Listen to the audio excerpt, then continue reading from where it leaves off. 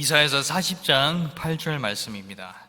풀은 마르고 꽃은 시드나 우리 하나님의 말씀은 영영이 서리라. 빠르게 변해가는 세상 속에서 변하지 않는, 영원히 변하지 않는 하나님의 말씀을 믿고 사모하는 마음으로 이 자리에 오신 여러분을 주님의 이름으로 축복하고 환영합니다. 오늘 하나님께서 허락하신 출애굽기 15장 말씀을 통해 귀한 은혜 나눌 수 있기를 소망합니다. 성경을 쭉 읽다 보면 하나님께서 성도들에게 반복적으로 요구하시는 게 있다는 것을 발견하게 됩니다. 그것은 바로 기억하는 것입니다. 하나님께서는 성도들에게 전도서 12장 1절을 통해 창조주이신 하나님을 기억하라고 말씀하십니다. 이사야서 46장 9절 말씀을 통해 하나님 외에는 다른 신이 없다는 것을 기억하라고 말씀하십니다. 그러나 궁극적으로 신약의 성도들에게 하나님께서는 디모데후서 2장 8절 말씀을 통해 이렇게 말씀하십니다. 죽은 자 가운데서 다시 살아나신 예수 그리스도를 기억하라 라고 말씀하십니다. 왜냐하면 예수 그리스도의 죽음과 부활의 사건으로 성도는 구원을 받았기 때문입니다. 동일하게 구약의 성도들에게 하나님께서는 신명기와 역대상 그리고 시편을 통해 여러 차례 말씀하십니다. 어떠한 특정 사건을 기억하라고 말씀하십니다. 그 사건은 바로 이스라엘의 출애굽 사건이었습니다. 신명기 5장 15절 말씀입니다. 너는 기억하라. 내가 애굽 땅에서 종이 되었더니 내 하나님 여호와가 강한 손과 편 팔로 거기서 너를 인도하여 내었나니. 하나님께서는 구약의 성도들에게 대대에 이르도록 평생토록 이 출애굽 사건을 기억하라고 말씀하십니다. 왜냐하면 이 출애굽 사건으로 그들은 구원을 받았기 때문입니다. 신약의 백성들은 예수 그리스도의 십자가 사건으로 구원을 받았다면 구약의 성도들은 이 출애굽 사건으로 구원을 받았다는 것입니다. 왜냐하면 이스라엘 백성은 출애굽을 통해 단순히 육체의 자유를 얻었던 것이 아닙니다. 이스라엘 백성들은 출애굽 사건을 통해 영적으로 구원을 받아 새로운 삶을 시작하게 되었다는 것입니다. 바울은 출애굽기 12장을 가리키면서 이렇게 얘기합니다. 출애굽기 12장에서 이스라엘 백성이 유월절을 지키기 위해 제물로 바쳤던 흠 없는 유월절 어린 양은 다름 아닌 예수 그리스도를 예표하고 있었다고 말하고 있습니다. 바울은 고린도전서 5장 7절에서 이렇게 선포합니다. 우리의 유월절 양 곧 그리스도께서 희생되셨느니라. 출애굽기 12장에서 이스라엘 백성들이 유월절을 지켰다는 것은 앞으로 오실 예수 그리스도의 보혈의 능력을 믿었다는 것입니다. 그리고 바울은 이스라엘 백성이 출애굽기 14장에서 홍해를 건넜던 사건을 가리키며 고린도전서 10장 1절에서 2절 이렇게 말합니다. 우리 조상들이 다 구름 아래 있고 바다 가운데로 지나가며 모세에게 속하여 다 구름과 바다에서 세례를 받고 바울에 의하면 이스라엘 백성이 홍해를 건넜다는 것은 그들이 세례를 받았다는 것을 의미한다고 말하고 있습니다. 우리가 잘 알고 있는 팀 켈러 목사님도 출애굽기를 강론하면서 이 출애굽 사건에서 예수 그리스도를 발견해야 된다고 말하고 있습니다. 신약의 성도들은 다시 오실 예수님을 믿음으로 구원을 받았다면 구약의 성도들은 앞으로 오실, 장차 오실 예수님을 믿음으로 구원을 받았다는 것입니다. 하나님께서 이스라엘 백성들에게 이 출애굽 사건을 기억하라고 하셨던 이유는 출애굽 사건을 통해 이스라엘 백성이 구원을 받았기 때문입니다. 그렇기 때문에 이어지는 출애굽기 15장에서 축제가 열립니다. 모세와 이스라엘 백성들은 하나님께 구원의 노래를 올려드렸다고 기록하고 있습니다. 15장 2절과 3절 말씀입니다. 여호와는 나의 힘이요 노래시며 나의 구원이시로다. 그는 나의 하느님이시니 주의 인자하심으로 주께서 구속하신 백성을 인도하시되 주의 힘으로 그들을 주의 거룩한 초소에 들어가게 하시나이다. 나중에 미리암은 모든 여인들과 소고, 지금으로 말하면 탬버리님을 들고 함께 춤을 추며 찬양했다고 성경은 말하고 있습니다. 하나님의 구원의 손길을 경험했으니 이스라엘 백성들은 찬양할 수밖에 없었습니다. 오늘 찬양대가 찬양했듯이 주의 보혈에는 능력이 있다는 것을 찬양을 했습니다. 그렇다면 이 이스라엘 백성들에게는, 이 세례를 받고 구원을 받은 이스라엘 백성들에게, 새로운 출발을 하는 이스라엘 백성들에게 과연 어떠한 삶이 기다리고 있었을까요? 아마도 이스라엘 백성들은 잔뜩 기대를 하고 있었을 것입니다. 하나님께서 그들의 조상 아브라함, 이삭과 야곱에게 약속하신 젖과 꿀이 흐르는 땅으로 인도하여 주실 것을 그들은 잔뜩 기대하고 있었을 것입니다. 괴로운 노예 생활이 끝났기 때문에 이제는 마음껏 누리고 즐기는 삶을 이스라엘 백성들은 기대하고 있었을 것입니다. 그러나 오늘 본문 22절 말씀을 보니 모세가 홍해에서 이스라엘을 인도하며 그들이 나와서 수르 광야로 들어갔다고 성경은 말하고 있습니다. 하나님께서는 구원받고 세례받은 성도들을 곧바로 약속의 땅, 영광의 땅으로 인도하지 않았습니다. 하나님께서는 구원받은 성도들을 광야로 인도하셨다고 오늘의 본문은 우리에게 알려주고 있습니다. 성경이 오늘 우리에게 주는 교훈은 구원받은 성도에게도 광야의 생활이 예비되어 있다는 것입니다. 하나님의 백성도 광야를 지나야 한다는 것입니다. 하나님께서는 앞으로 이스라엘의 지도자로, 앞으로 직분자로, 제사장으로 세울 사람들만 이스라엘 광야로 인도하시지 않았습니다. 어린 아이부터 장년에 이르기까지 모든 이스라엘 백성을 광야로 인도하셨다는 것입니다. 구원받은 하나님의 백성은 그 누구도 예외 없이 광야 생활을 지나야 한다는 것입니다. 사랑하는 성도 여러분, 혹시 여러분 중에 광야를 지나고 계신 분이 계십니까? 여러분께서 광야를 지나고 계신다는 것은 하나님께서 여러분을 사랑하시고 창세전부터 여러분을 구원하시기로 예정하셨다는 확증이라는 것입니다. 이 광야 생활은 우리가 홀로 가는 길이 아닙니다. 하나님께서 친히 우리와 동행하시고 인도하시는 길이라고 성경은 가르쳐주고 있습니다. 신명기 32장 10절 말씀입니다. 여호와께서 그를 황무지에서 짐승이 부르짖는 광야에서 만나시고 호위하시며 보호하시며 자기의 눈동자와 같이 지키셨도다. 또한 느헤미야 9장 19절 말씀에서 낮에는 구름 기둥이 그들에게 떠나지 아니하고 길을 인도하며 밤에는 불 기둥이 그들이 갈 길을 비추게 하셨다고 성경은 가르쳐주고 있습니다. 하나님께서 친히 우리와 동행하시고 인도하시는 이 광야 길은 우리에게는 은혜라는 것입니다. 우리가 잘 알고 있는 선한 능력이란 찬양을 작사하신 보네포 목사님은 이렇게 말씀하셨습니다. 우리 또한 홍해를 건너 광야를 지나 약속의 땅에 입성한다.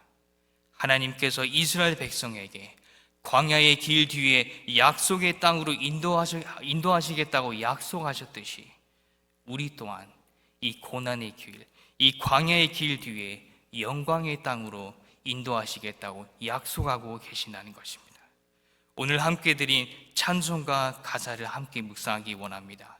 사랑하는 성도 여러분, 눈앞이 캄캄하여 어디로 나아가야 할지 몰라 두려워할 때 믿음의 눈을 열어 우리를 구름 기둥으로 인도하시는 하나님을 바라보시는 여러분이 되시기를 소망합니다. 오늘 찬송가 가사대로 저 마귀가 입을 벌려 우리를 삼키로 달려들어도 믿음의 눈을 열어 불기둥으로 우리를 안보하시고 눈동자와 같이 지켜보호하시는 하나님을 바라보시는 여러분이 되시기를 소망합니다.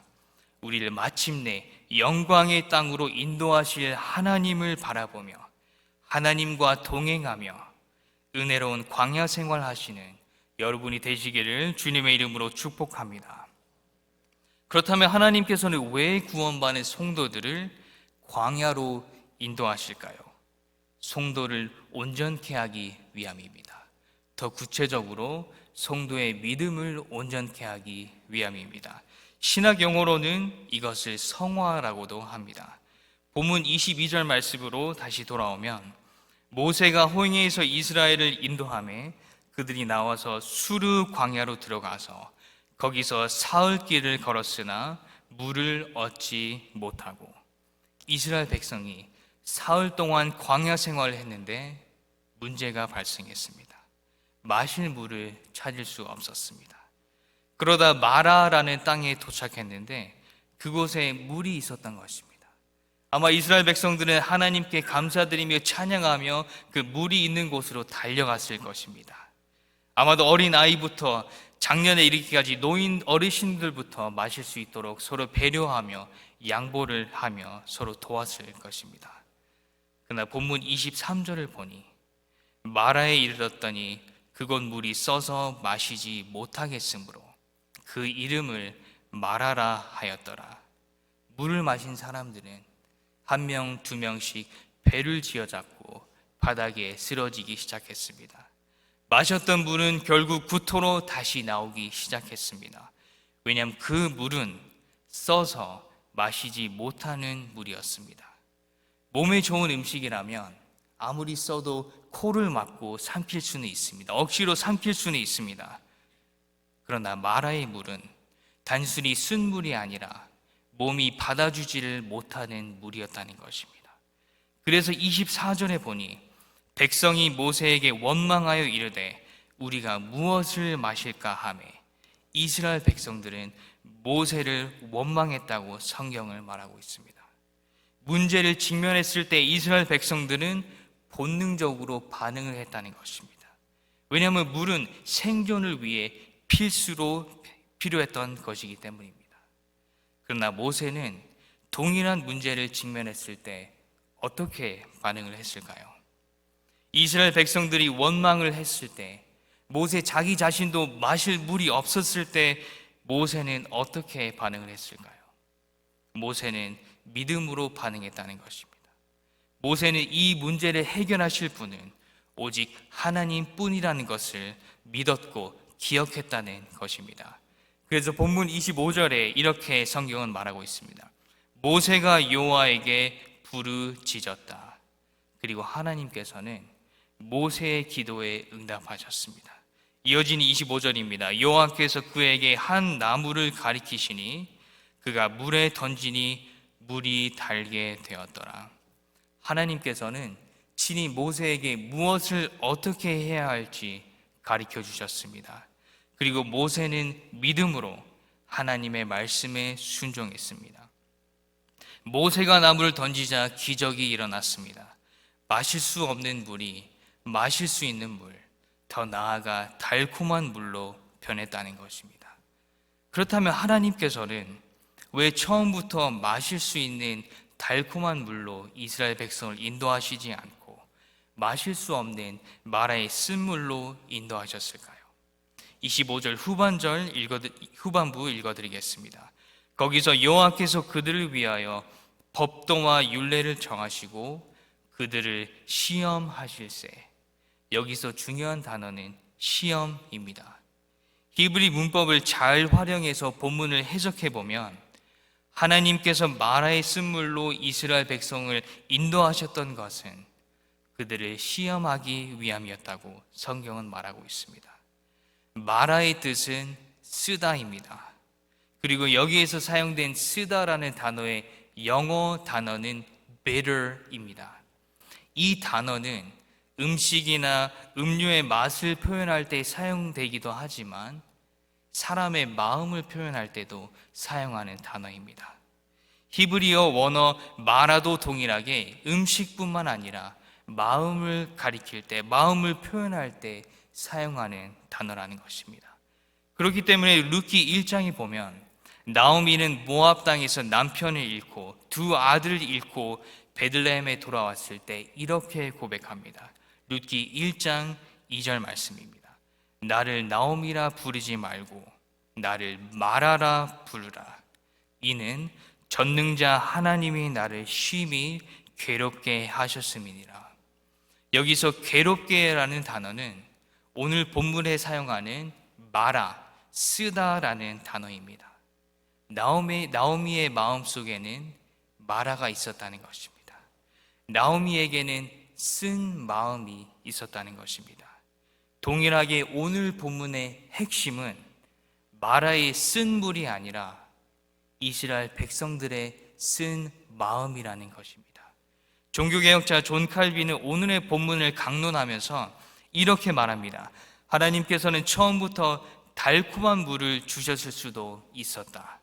그러나 쓴 물을 주셨던 이유는 그들의 쓴 마음을 나타내기, 부각시키기 위함이었다는 것입니다. 맞습니다. 여러분, 오늘의 본문 핵심은 이스라엘 마음속에 있는 마라, 이스라엘 마음의 문제였습니다. 사실 이스라엘 백성들은 출애굽을 통해 하나님의 전능하신 손길을 경험했습니다. 더 나아가 애굽 땅에서 나일강이 썩은 핏물로 바뀌는 하나님의 역사하시는 손길을 목격했습니다. 하나님께서는 홍해를 가르시는 역사를 직접 경험했습니다. 하나님께서는 물을 다스리시는 분이라는 것을 충분히 알고 있었습니다. 그리고 가장 중요한 것은 문제에 직면했을 때, 마라의 쓴물이라는 문제에 직면했을 때 하나님께서는 여전히 구름 기둥과 불 기둥으로 그들 가운데 임재하고 계셨다는 것입니다. 여전히 그들을 친히 인도하고 계셨다는 것입니다. 그럼에도 마라의 쓴물이라는 문제를 직면했을 때 이들은 하나님의 역사하시는 손길을 기억하지 않았습니다. 그들은 하나님을 전적으로 신뢰하는 믿음이 없었다는 것입니다. 성경이 우리에게 주는 교훈은 하나님께서 우리 구원받을 성도들에게 시험을 주시는 이유는 우리의 믿음을 보시기 위함이라는 것입니다. 우리 믿음의 성숙함을 보시기 위함이라는 것입니다. 우리가 잘 알고 있는 존 파이퍼 목사님은 오늘 본문을 비롯한 성경의 모든 이야기에서 하나님께서는 사자가 포효하듯 외치고 계신다는 것입니다. Trust me, trust me. 나를 믿어라. 나를 신뢰하라. 성도가 하나님을 전적으로 믿고 신뢰하기를 하나님께서는 원하신다는 것입니다. 히브리서 11장 17절은 우리의 조상 아브라함도 시험을 받았다고 가르쳐주고 있습니다. 아브라함은 시험을 받을 때 믿음으로 그 시험을 이겨냈다고 히브리 기사는 우리에게 알려주고 있습니다. 하나님께서 성도를 광야로 인도하시는 이유는 우리를 시험하시기 위함입니다. 그리고 그 시험을 통하여 우리의 믿음을 온전케 하시기 위함이라는 것입니다. 이 광야 생활에서의 시험을 통과할 수 있는 비결은 오늘 말씀에 보니 바로 믿음이라는 것입니다. 그러나 이스라엘 백성의 믿음은 연약하여 마라에서의 시험을 이겨내지 못했습니다. 그렇다면 어떻게 이스라엘의 믿음은, 이스라엘 백성의 믿음이 온전케 되어질 수 있을까요? 우리 성도의 믿음이 어떻게 온전케 되어질 수 있을까요? 오늘은 두 가지를 나누고자 합니다. 첫째로는 하나님의 말씀입니다. 본문 25절로 돌아가겠습니다. 거기서 여호와께서 그들을 위하여 법도와 율례를 정하시고, 여기서 법도와 율례는 십계명을 가리키는 게 아닙니다. 왜냐하면 아직 십계명을 받기 이전이었습니다. 그 법도와 율례는 바로 이어지는 26절, 이르시되 너희가 너희 하나님 나 여호와의 말을 들어 순종하고 내가 보기에 의를 행하며 내 계명에 귀 기울이며 내 모든 규례를 지키며. 하나님께서 이스라엘 백성들에게 원하셨던 것은 하나님의 말씀에 순종하는 거였습니다. 하나님께서 이스라엘 백성들에게 말씀을 주시는 이유는, 우리 성도들에게 말씀을 주시는 이유는 성도를 온전케 하기 위함이라는 것입니다. 디모데후서 3장 16절에서 17절 함께 받도록 하겠습니다. 모든 성경은 하나님의 감동으로 된 것으로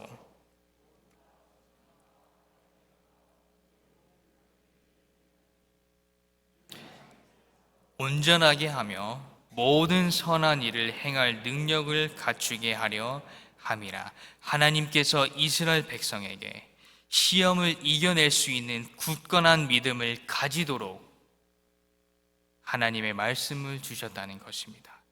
저희가 오늘 봉독하지는 않았지만 이어지는 출애굽기 16장에서 이스라엘 백성은 마라라는 광야에서 신이라는 광야로 이동하게 됩니다. 그리고 하나님께서는 그곳에서 다시 한번 이스라엘 백성을 시험하셨습니다. 이번에는 먹을 음식이 없었습니다.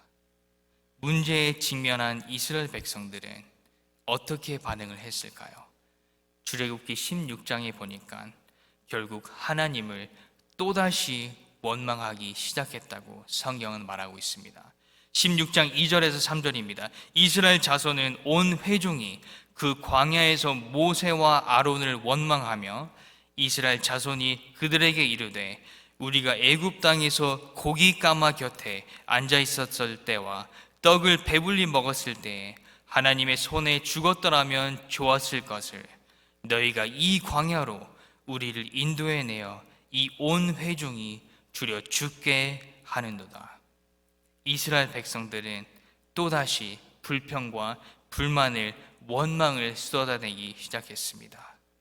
그리고 그 모습을 보신 하나님께서는 자기 백성을 불쌍히 여기시고 만나를 주시기로 약속하셨습니다. 16장 12절 말씀입니다. 내가 이스라엘 자손의 원망함을 들었노라. 그들에게 말하여 이르기를 너희가 해질 때에는 고기를 먹고 아침에는 떡으로 배부르리니 내가 여호와 너희의 하나님인 줄 알리라 하라 하시니라. 하나님께서는 저녁에는 메추리를 주시기로 하셨고 아침에는 만나를 주시겠다고 약속하셨습니다. 여기에서 중요한 포인트는 하늘에서 내려오는 이 만나를 이스라엘 각 가정은 하루 먹을 양만 거두라고 말씀하셨습니다. 왜냐하면 하나님께서는 이들에게 일용할 양식을 매일매일 날마다 제공하겠다고 약속하셨기 때문입니다. 안식일을 대비하여 여섯째 날만 이틀 먹을 양을 거두는 것을 제외하고는 매일매일 하루 먹을 양만 거두라고 하나님을 말씀하셨습니다.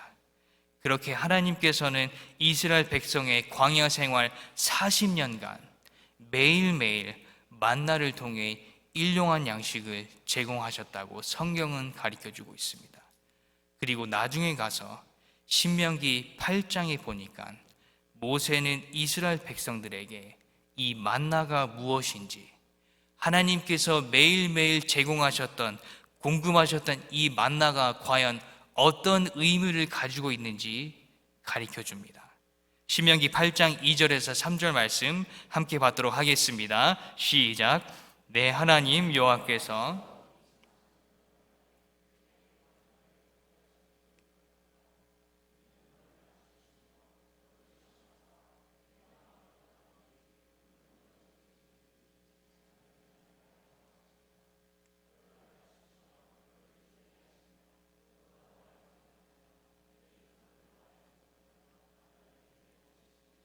사람이 떡으로만 사는 것이 아니요 여호와의 입에서 나오는 모든 말씀으로 사는 줄을 내가 알게 하려 하심이니라. 모세에 의하면 하나님께서 이스라엘 백성에게 매일매일 만나를 주셨던 것은 그들이 매일매일 하나님을 의지하고 더 나아가 여호와의 입에서 나오는 모든 말씀을 묻고 살아가야 한다는 것을 알기 원하셨기 때문입니다. 하나님께서는 매일매일 만나만 주셨던 것이 아니라 하나님께서는 매일매일 영적 음식인 말씀을 주셨다는 것입니다. 하나님께서 여전히 시험에 실패하고 있는 이스라엘 백성에게, 믿음이 연약한 백성에게 매일매일 말씀을 주셨다는 것입니다. 그 말씀을 통해 그 이스라엘 백성들은 그들의 믿음이 온전케 되어지고 있었다는 것입니다. 사랑하는 성도 여러분, 우리가 광야 생활 중에 믿음이 온전케 되어지는 하나님의 방법은, 성경의 방법은 매일매일 하나님께서 공급하시는 말씀을 먹고 살아가는 것입니다. 말씀의 교훈을 마음에 새겨 매일매일 하나님의 말씀을 먹고 순종함으로 믿음이 온전케 되어지는 여러분이 되시기를 소망합니다. 말씀으로 믿음이 온전케 되어 광야 생활에서 승리하시는 여러분이 되시기를 주님의 이름으로 소망합니다. 그렇다면 마지막으로 성도의 믿음이 온전케 되어지는 두 번째 방법은 무엇이었을까요? 출애굽기 17장에 가보면 이스라엘 백성은 신 광야를 지나 리브딤이라는 곳에 도착했습니다. 그러나 그곳에는 또다시 마실 물이 없었습니다. 이번에는 이스라엘 백성이 과연 어떻게 반응을 했을까요? 당연히 모세를 원망하기 시작했습니다. 17장 3절 말씀 제가 읽어드리겠습니다. 거기서 백성이 목이 말라 물을 찾으매 그들이 모세에게 원망하여 이르되 당신이 어찌하여 우리를 애굽에서 인도해내어 우리와 우리 자녀와 우리 가축이 목말라 죽게 하느냐. 또다시 광야에서 문제를 직면했을 때 이스라엘 백성들은 하나님을 원망하기 시작했다는 것입니다. 15장 마라에서도 원망을 하고 16장 신이라는 광야에서도 원망을 하고 17장에 와보니 또다시 하나님을 원망하고 있었다는 것입니다. 저희 아들이 6주 일찍 태어났습니다. 예정일보다 6주 일찍 태어났습니다. 그래서 태어나자마자 병원에서 생활을 했는데 하나님의 은혜로 또한 많은 성도님들의 기도를 덕분에 우리 아들이 퇴원을 잘 하고 건강한 모습으로 집에 오게 되었습니다. 그 태어나기 전날 의사 선생님과 간호사들이 저희 부부를 불러서 면담의 시간을 가졌습니다. 그 면담의 시간은 이제 이 아이를 집에 데려오면 앞으로 어떻게 케어를 해야 될지 알려주는 시간이었습니다. 그래서 저희 부부가 그 자리에 갔더니 그 의사 선생님들과 간호사들이 우리 아들 칭찬을 그렇게 하는 겁니다. 우리 아들이 인기쟁이니, 스마트한 베이비니, 베스트한 베이비니, 우리 아들이 최고라니 이렇게 계속 칭찬을 하는 겁니다. 그러면서 말하기를 4시간에 한 번씩 기저귀를 바꿔주고 맘마를 주면 그 사이에는 울지도 않고 푹 자기 때문에 집에 가서도 염려할 게 없다는 것입니다. 그래서 그날 저녁 우리 부부가 집에 가고 있을 때 저는 우리 아내에게 얘기했습니다. 지난 9개월 동안 아내가 고생을 많이 했으니까 이제 아이가 집에 오면 저녁 시간 그리고 새벽 시간에는 제가 혼자서 아이를 케어하겠다고 말했습니다. 왜냐하면 4시간에 한 번씩만 일어나서 기저귀를 갈아주고 우유를 주면 된다고 의사 선생님이 말씀하셨기 때문입니다. 그래서 우리 아내에게 푹 자라고 당부를 했습니다. 그 다음날 우리 아이를 집에 데려왔는데 그날 저녁 한숨도 못 잤습니다. 지금도 한숨도 못 자고 있습니다. 4시간은 무슨 1시간, 2시간마다 일어나고 있습니다. 그러면서 이제 배고프다고 울고 있는데 이 아이는 언제 배고파서 일어날지 예측할 수가 없습니다. 그래서 아이가 울기 시작하면 얼른 가서 냉장고에서 그 우유병을 빼서 이제 우유병을 데우고 그 다음에 먹이를 줄 수 있습니다. 근데 이 아이는 계속 울고 있습니다. 조금만 기다리면 맘마를 주겠다고 아무리 다독여도 계속 웁니다. 이 물병이 데워지고 있는 모습을 보여주면서 조금만 기다리라고 해도 계속 웁니다. 이 우유병이 입에 들어가야만 울음을 그칩니다. 이 아이는 아무리 기다리라고 간구를 요청을 해도 아빠를 마치 아빠가 맘마를 안 주는 사람인 마냥 불평을 하며 불만을 하며 웁니다. 그러나 이 아이를 혼낼 어른은 아무도 없습니다. 왜냐하면 이 아이는 아직 미성숙하기 때문입니다. 이스라엘 백성들은 아직 믿음이 미성숙했습니다. 믿음이 온전케 되어져야 했다는 것입니다. 그래서 이스라엘 백성이 또다시 원망을 했을 때 모세는 다시 한번 하나님께 기도를 했습니다. 17장 4절 말씀입니다.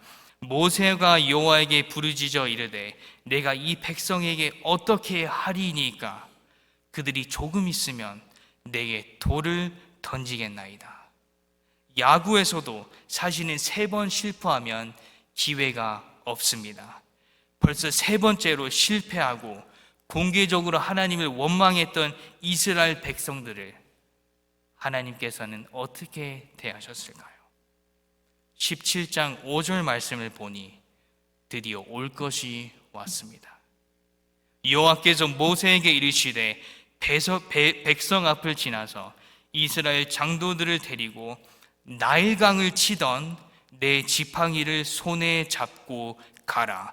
하나님께서 지팡이를 들고 가라고 말씀하셨는데 우리가 기억해야 될 것은 이 지팡이는 하나님의 진도와 재앙을 내리게 하였다는 것이었습니다. 하나님께서는 결국 그 지팡이를 다시 들라고 모세에게 말씀하셨습니다.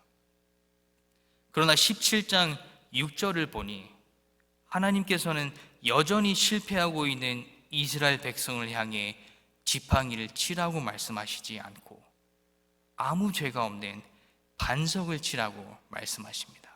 17장 6절 말씀 함께 받도록 하겠습니다. 시작.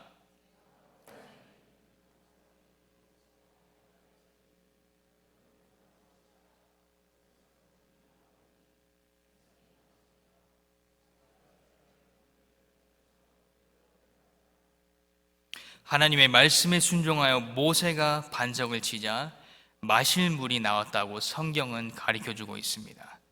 하나님께서는 아직 믿음이 미성숙한 이스라엘 백성에게 진노하지 않으시고 더 큰 은혜를 베푸셨다는 것입니다. 그리고 우리가 꼭 알아야 될 것은 바울은 이 사건을 언급하며 고린도전서 10장 1절에서 4절에서 이렇게 말합니다.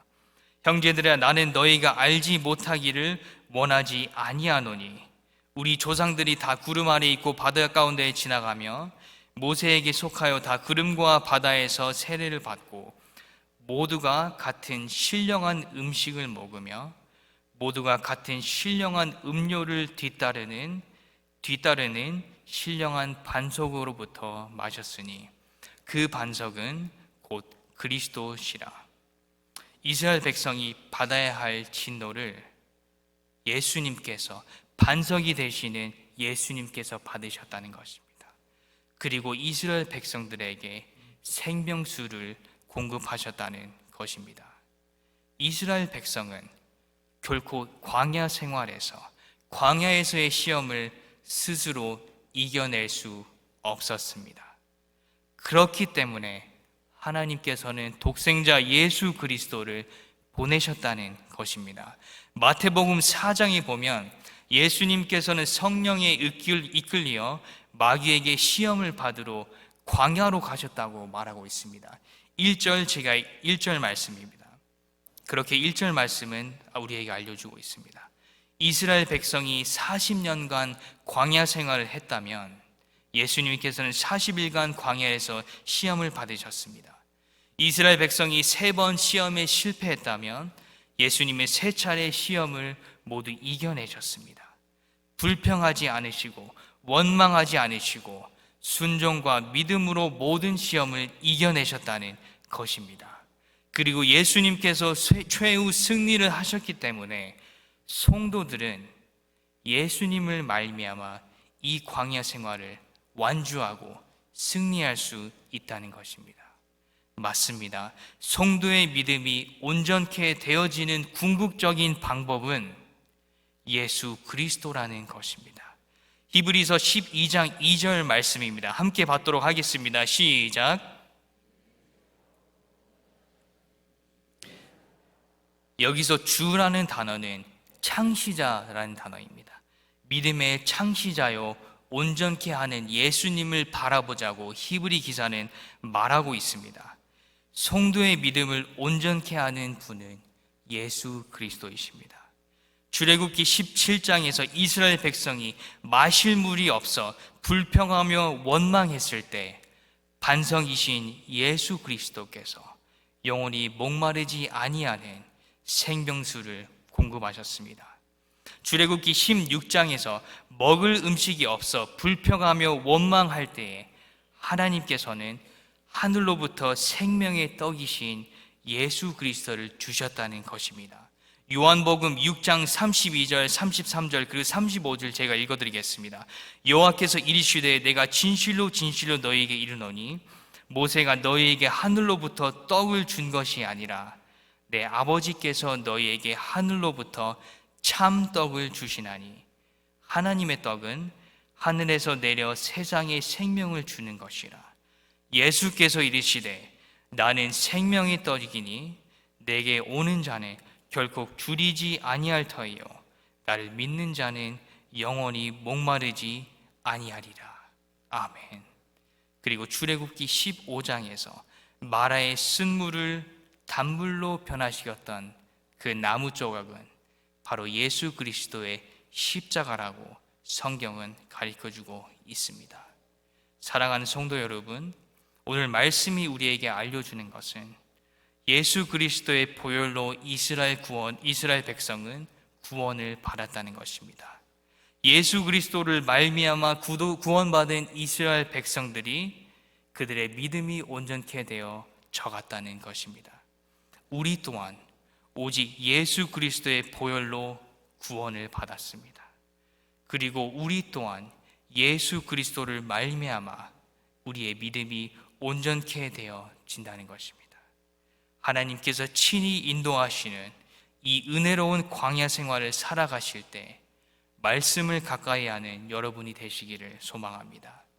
무엇보다 우리 믿음의 주요 온전케 하시는 예수 그리스도를 바라보며 승리하시는 여러분이 되시기를 예수 그리스도의 이름으로 소망합니다.